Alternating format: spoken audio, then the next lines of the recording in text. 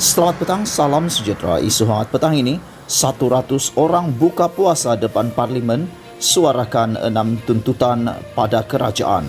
Berita sepenuhnya. Kira-kira 100 orang berbuka puasa di depan pintu masuk bangunan Parlimen hari ini dalam acara anjuran Sekretariat Solidariti Rakyat bagi menuntut kerajaan melaksanakan 6 perkara.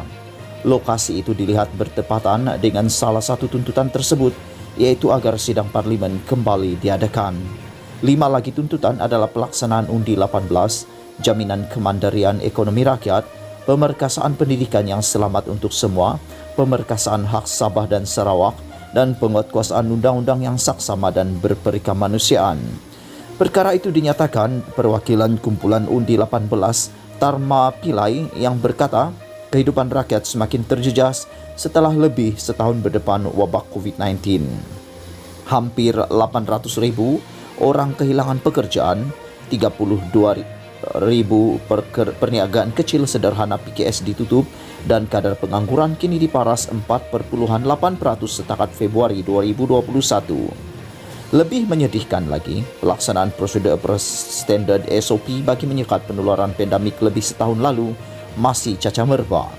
Sudah jelas dan terang dan jelas, terdapat 2 darjat daripada segi penguatkuasaan kerana menteri dan golongan kayangan tidak dikenakan tindakan keras, sedangkan rakyat marhain didenda puluhan ribu ringgit. Katanya yang menyifatkan darurat gagal mengekang COVID-19 jika mengambil kira kes baru Muktahir ini. Selain kumpulan Undi 18, Sekretariat Solidariti Rakyat turut merangkumi antaranya Parti Ikatan Demokratik Malaysia Muda, Bersih, Borneo Komrad, PSM, Suaram, Persatuan Pemuda Baru Universiti Malaya Yumaneng, dan beberapa sayap parti pembangkang. Selain aktivis, turut menyertai aktiviti ini atau acara ini adalah Presiden Pejuang Tanah Air Pejuang, Mukriz Mahathir, Adun Kampung Tunku Lim Yui, Adun Palo, Sheikh Umar Baghrib Ali, dan pengerusi Pejuang Wilayah Persekutuan Khairuddin Abu Hassan. Para peserta mula berkumpul tempat letak kereta Taman Tugu yang terletak berdekatan sebelum berarak menuju pintu masuk bangunan Parlimen pada kira-kira pukul 6.30 petang. Selain berbuka puasa, peserta turut menunaikan sembahyang maghrib berjemaah disusuli dengan bacaan ayat Al-Quran dan kupasan ayat Al-Quran berkaitan kerajaan yang zalim. Ditemui pemberita, Sheikh Umar menyifatkan kerajaan tidak menunjukkan hala tuju yang jelas di tengah-tengah peningkatan kes COVID-19. Sebaliknya, isu rakyat makin hari makin banyak, seperti isu kompaun yang dikenakan secara 2 darjat baru-baru ini. Pada masa yang sama, Parlimen tidak dibenarkan bersidang. Katanya yang menyifatkan demokrasi begitu merosot di bawah pentadbiran Perikatan Nasional PN.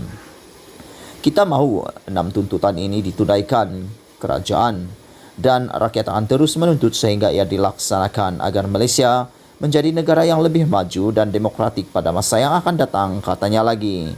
Dalam perkembangan lain, Mukriz memaklumkan jawatan kuasa penambatan proklamasi darurat masih lagi menanti tarik untuk menghadap Yang di-Pertuan Agong. Saya fikir istana pun tahu sebenarnya, dan kita nak pastikan nyatakan peri pentingnya Parlimen ini dapat bersidang semula seperti mana yang disarankan Yang di-Pertuan Agong, katanya. Kita menanti saja bila kita terima berita istana sedang menguruskan pertemuan pun dah melegakan hati kita, katanya.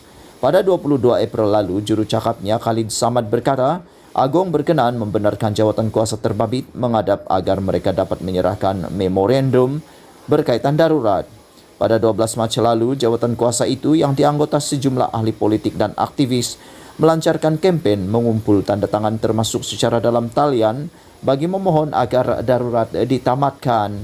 Sekian isu hangat petang ini. Jangan lupa tekan butang subscribe dan kita jumpa lagi. Bye-bye.